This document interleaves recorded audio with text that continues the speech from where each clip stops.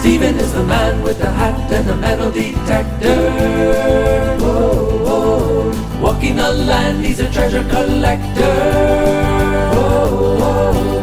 Metal detecting and digging lots of holes, looking for anything that's old. New videos every week, so please subscribe. Subscribe. Catch you later. This is a really unusual situation. There's myself and Mark there and Paul there, and Paul has got a permission on this building site. It's an old park and school playing field or something like that, and they're developing it. So Paul approached them and said, look, can we have a search on here? He said, yeah, at weekends when we're closed. So we've just come to have a search and see what we can find. Well, now one of Paul's friends has turned up, called Vincent. So there's 4 of us on here. This site is going to be developed into 70 something houses and a nursing home apparently. Now Mark has found, I think, the most in coins, although I've just dug 6 holes and had 6 coins on the trot, all pre-decimal. Threepence, various other bits and pieces. Yeah. If I just had 3 in the one I've just dug, and I had 3 in the 2 holes before that. That's a St John's ambulance, isn't it? I don't know. Yeah. I think that's a St John's ambulance. Paul's got his whole family in.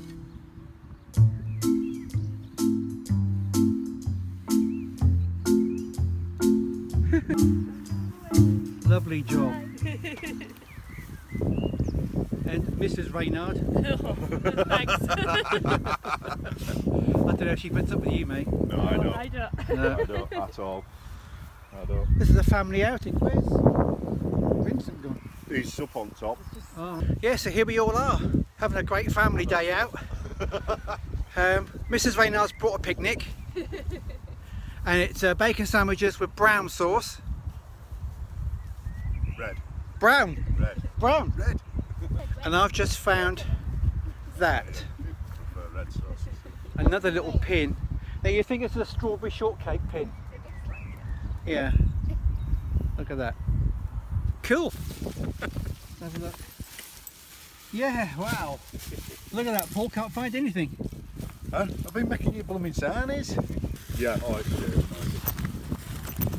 £2.50, £3 Monster, them out there, in all 50s.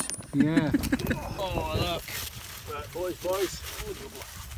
This is our cake break. Yeah. It's cake break. It's bread cake break. And it's got bacon in the middle. I bought you a bacon sandwich and some red sauce. Look at that. I don't want red sauce, I want brown sauce. Oh. Go on. Brown's best. It's not, that's best. No, Red. brown.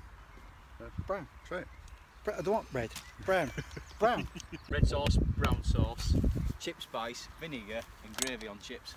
Beautiful. You have, everything, the whole lot. on chips, you have red sauce, brown sauce, Chip spice, chip spice, with gravy What? and vinegar. and vinegar. Yes.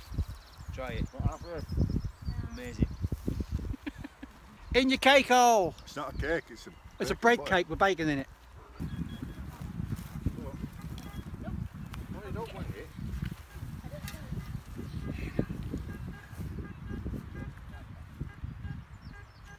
Just move it around so it gets near a lot. How's it probing? Ooh. Oh, you got something.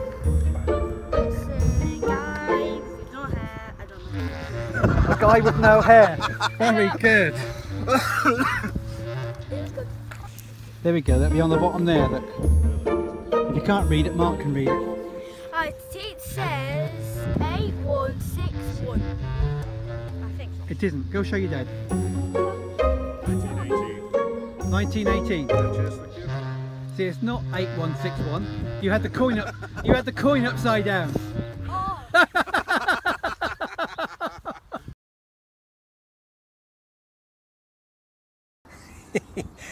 I am being surrounded by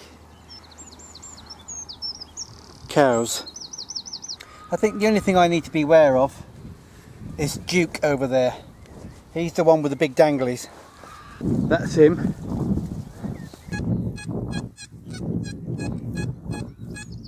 Yeah, do a live dig.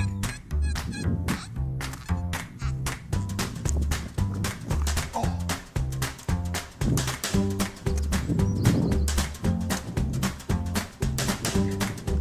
Oh. There we go. Still in the hole.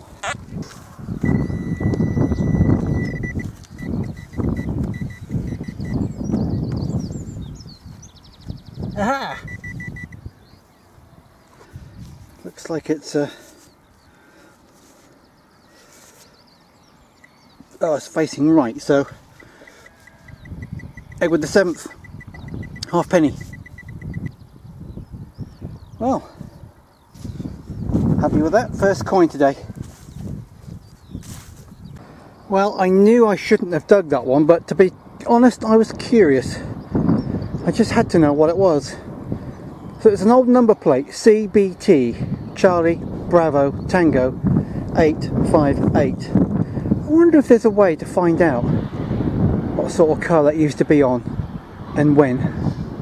Driving inland to a permission I got 2 years ago, but I've never dug except once for an hour.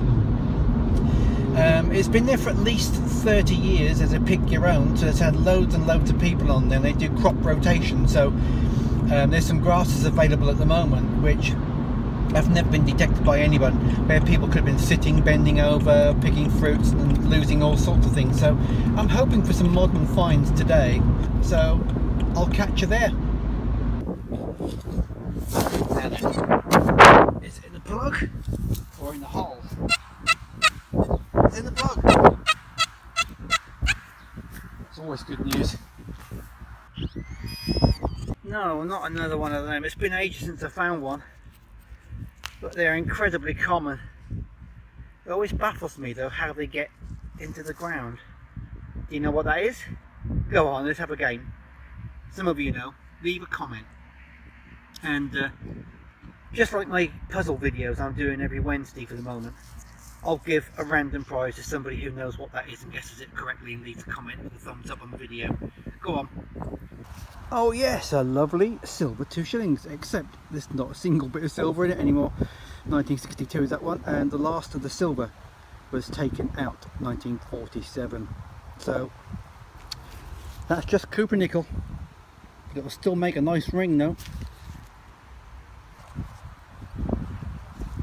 I tell you what, I'll knock that up into a ring for anybody who shares this video and leaves a thumbs up. I'll pick somebody at random, so that's 2 prizes today I'm going to give away. I'll turn that into a ring.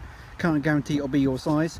I'll also cover it in a palladium inside and out, just to make sure it looks really magnificent, but puts a nice barrier between the coin and your skin so you don't get any finger problems.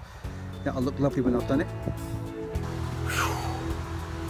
It's warm today. I've tried to get some shelter behind the big trees, which is behind the camera, from the sun and the wind, and just have a bit of a comfort break. I need a drink. Now the other day I was on a Facebook group and they said, what sort of things do you carry around with you when you go metal detecting? Well, when I saw the list of things people take, which included cigarettes, lighter, spare fuel for the lighter, matches, some spare matches in the car, I thought, this is ludicrous. You'll need a bag that's so big, but really all you need really is a detector and a spade. So that made me think about some of the things I carry.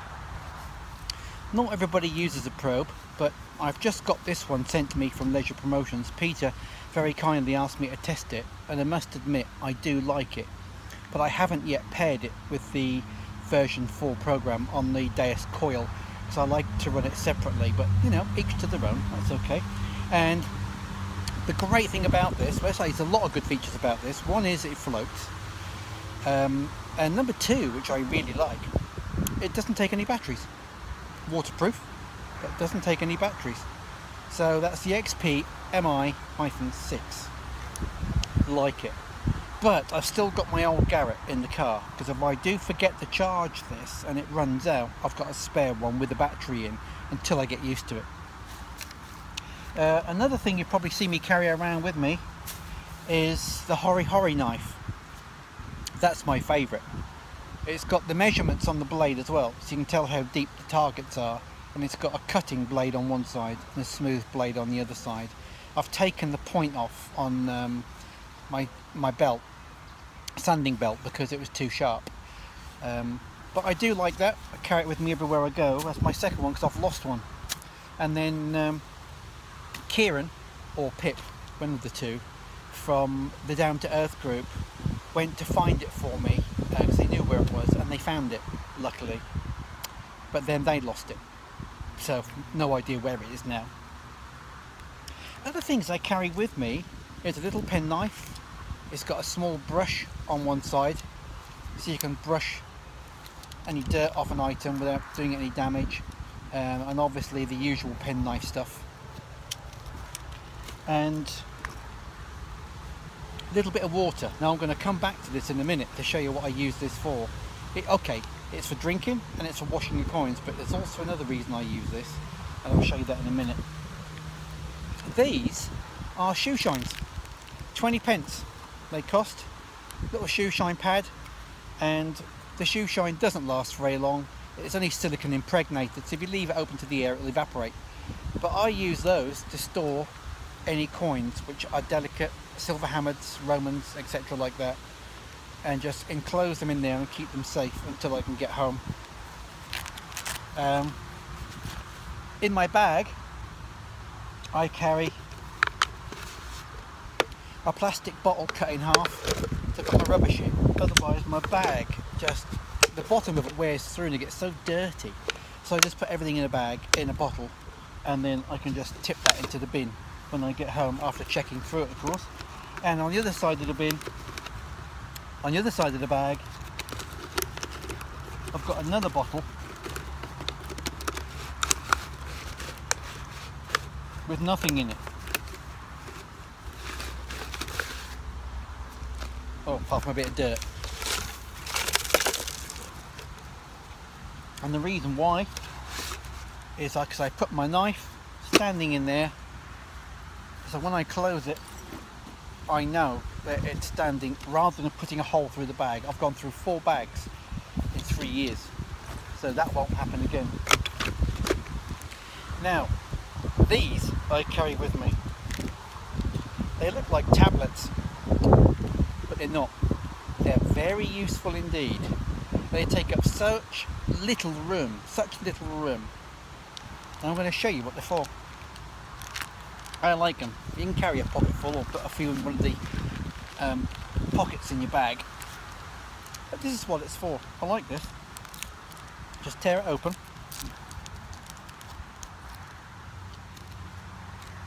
And there you get this little compressed towel. Yep, it's a towel. Ladies, you'll like this because you can wash your hands with it. All you do, a little bit of water, like that. And it's expanding. So just pull it apart. You ladies, it's really strong too. And now it's all damp. It's a moist towel now.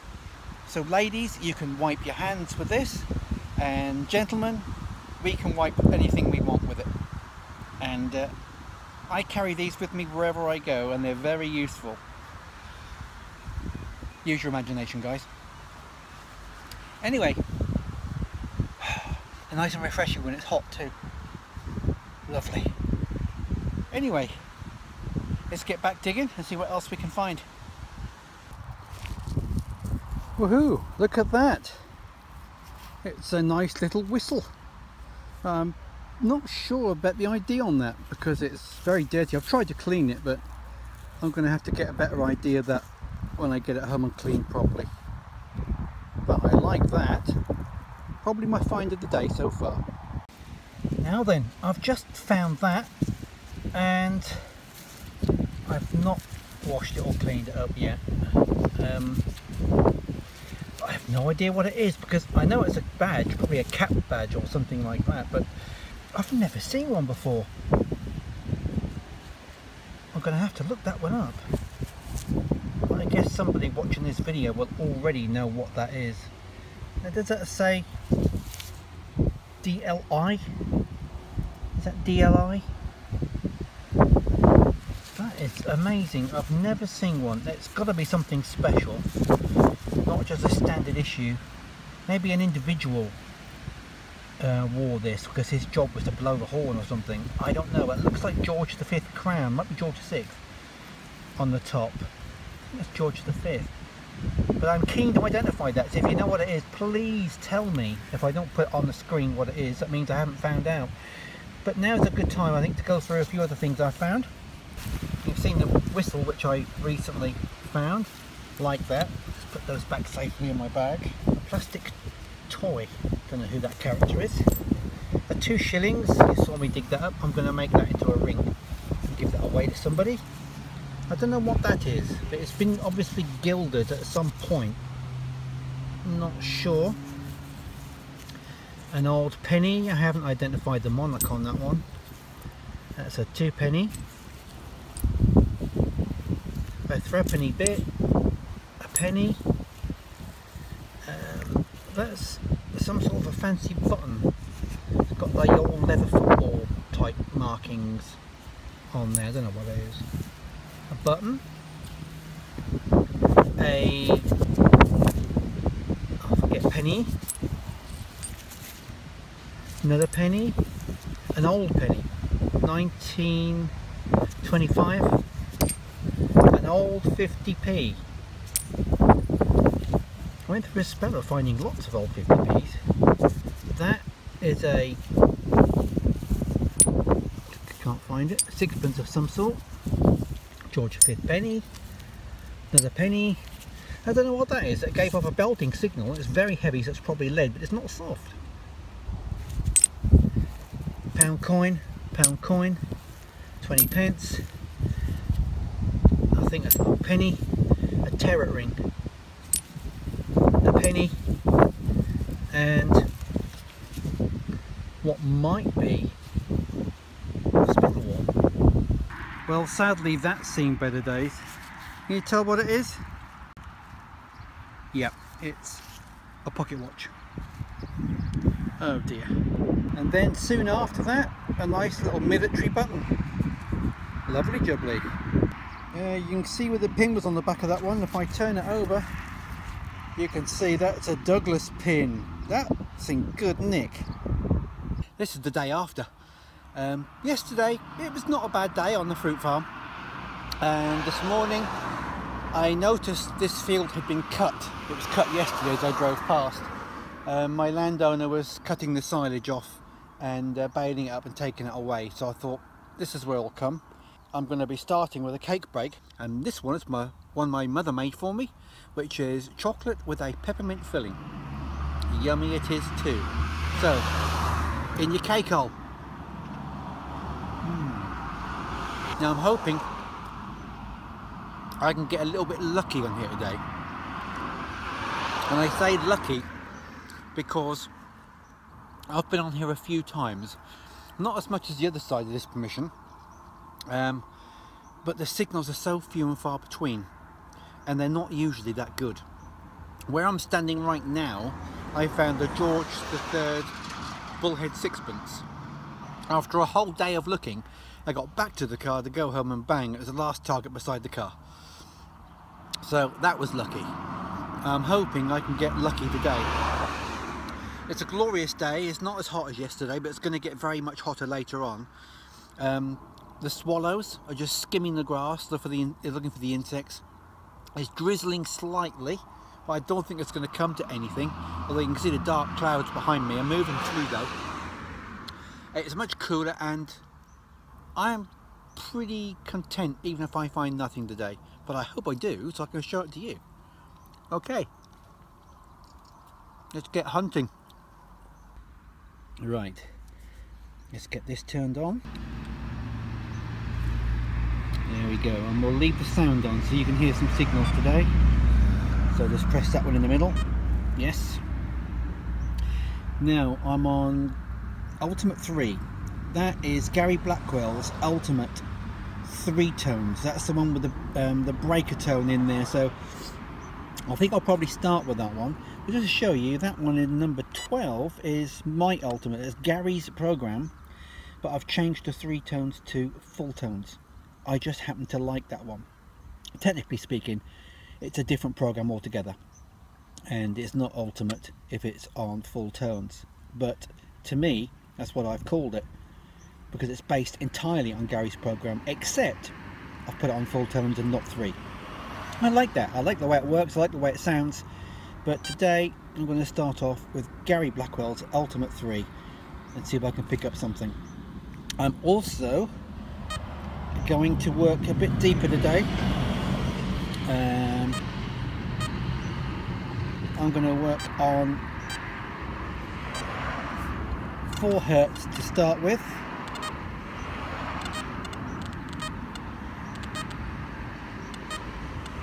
Discrimination, I'm going to just knock down to 1. Sensitivity, 85. And let's see what happens.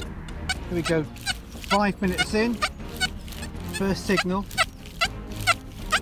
showing 81, 83. Oh, it's a bit jumpy. Not the best signal in the world, but I think we have to dig that. Right. As I said, it's not a very good quality signal, but it is a signal. I know this permission quite well, and there is a lot of junk on here, so we'll need to see.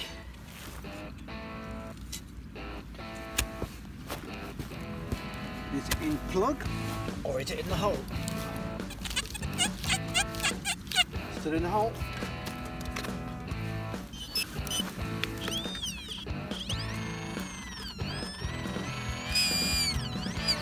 Oh, hang on.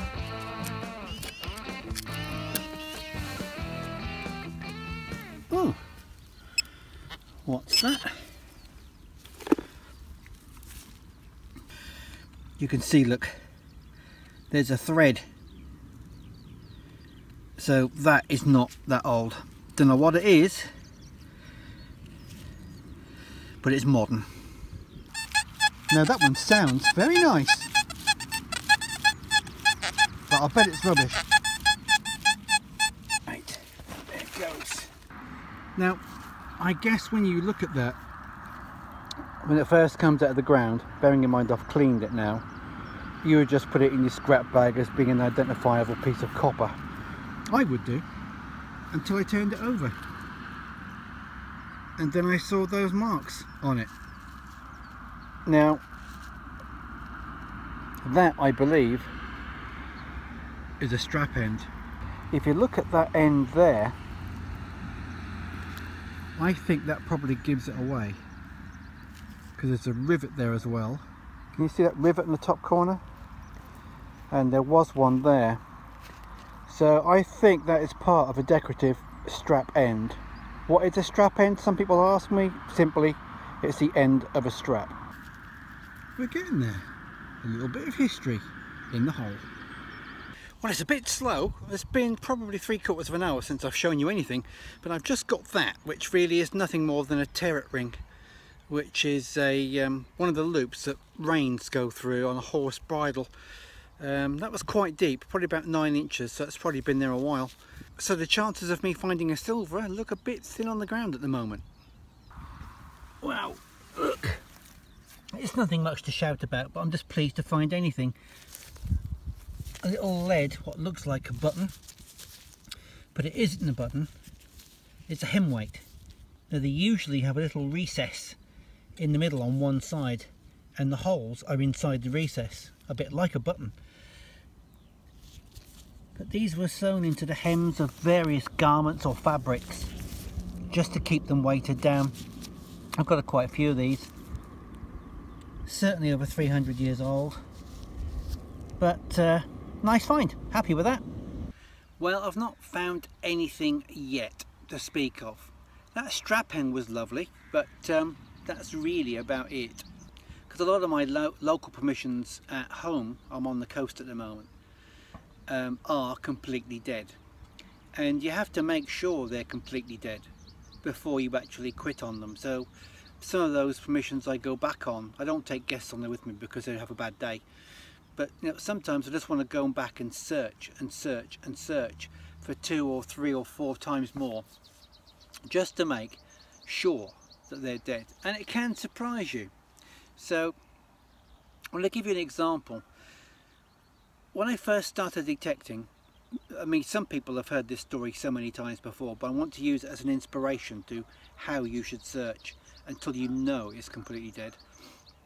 When I first started detecting, I had no permissions, obviously. I had to go out and get some. And of course you start local to where you live. And I went to my nearest farm and he said, yeah, fill your boots, but you won't find anything. In the last 30 years I've had 25 detectorists here searching. Nothing's really come up. And in the end, nobody came. They all stopped coming. So I was keen. That's my first permission, so I thought I'd give it a search. And on the first day I didn't find anything apart from some bits of scrap, and I did find a modern coin. Next time I went back, I got this signal, dug it up, and I showed it to a friend on Facebook, and he says, that's a silver Roman denarius, well done.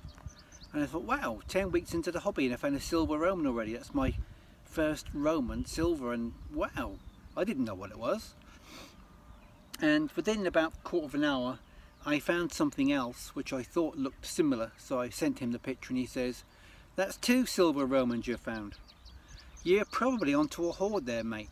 Well, this was all new to me, don't forget.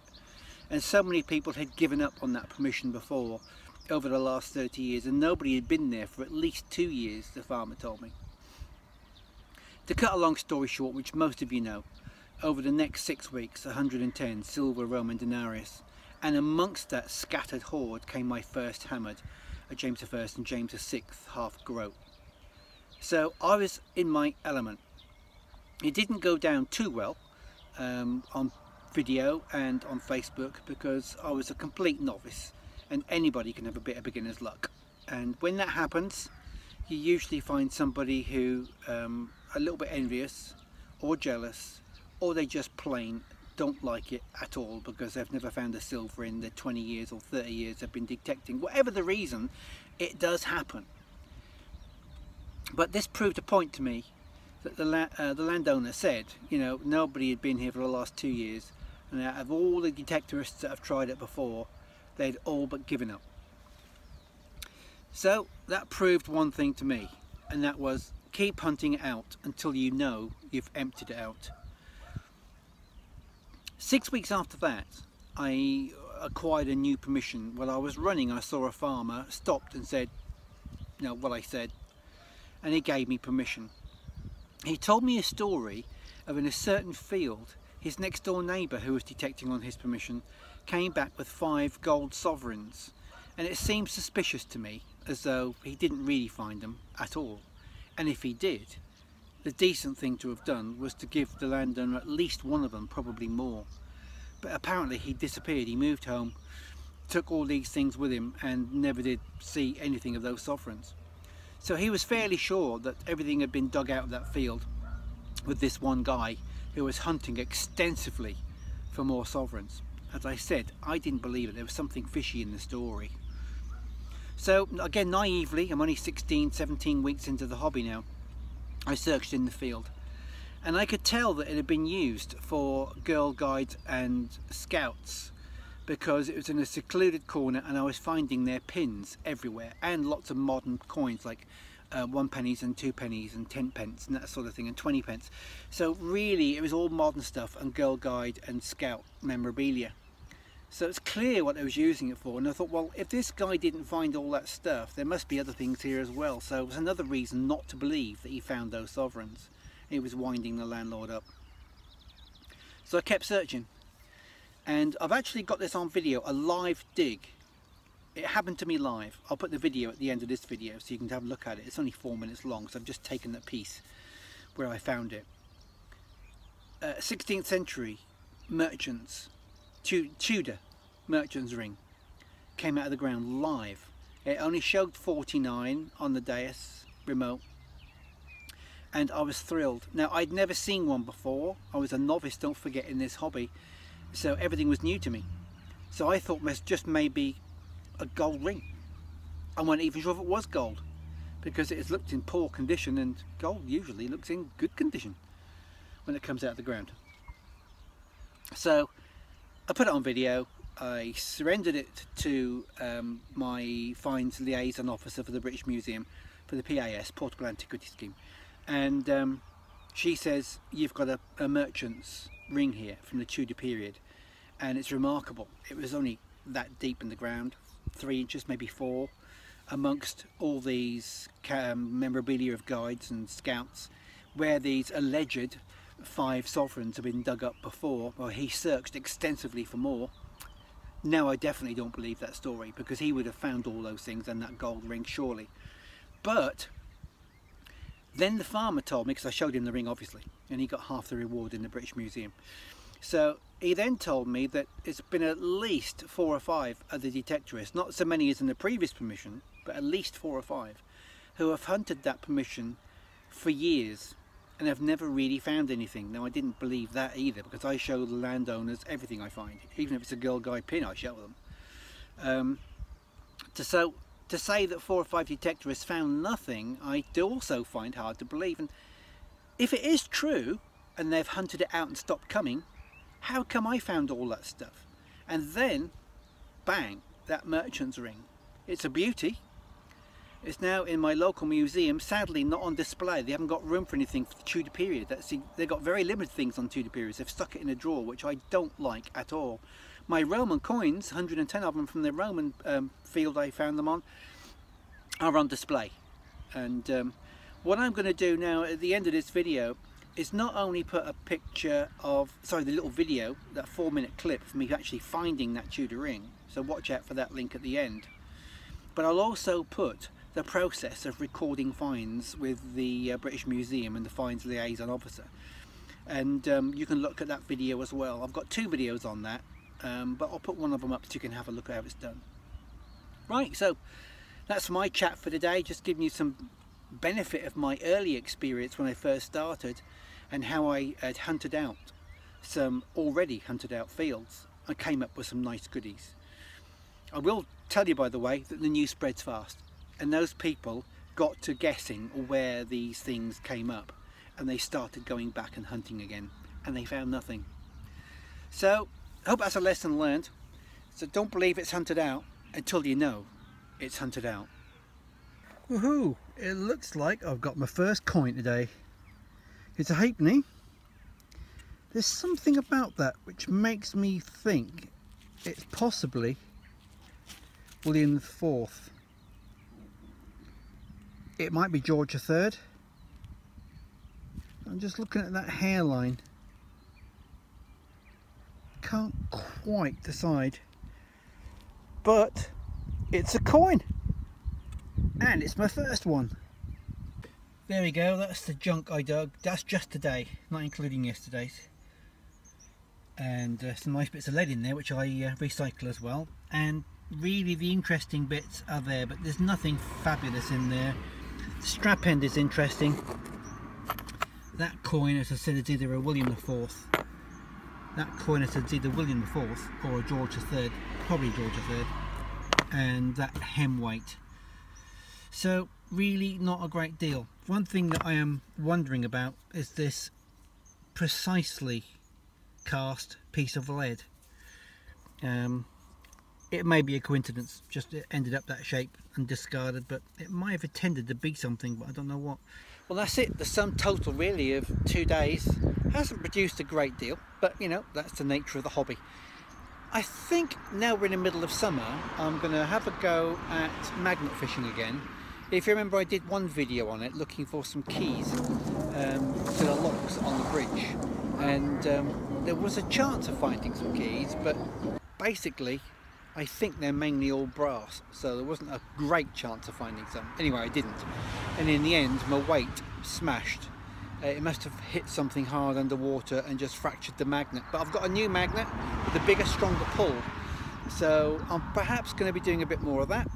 Also, my snorkeling warrior arrived. This is it, and with a new camera that I'm expecting to fit on the top of the mask and this new waterproof probe I've got from XP, hoping to do some more underwater as well. So join me for those, and if you haven't subscribed yet, please remember to do so.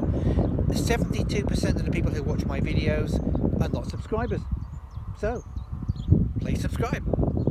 Remember that 1962 2 shillings? Here we go.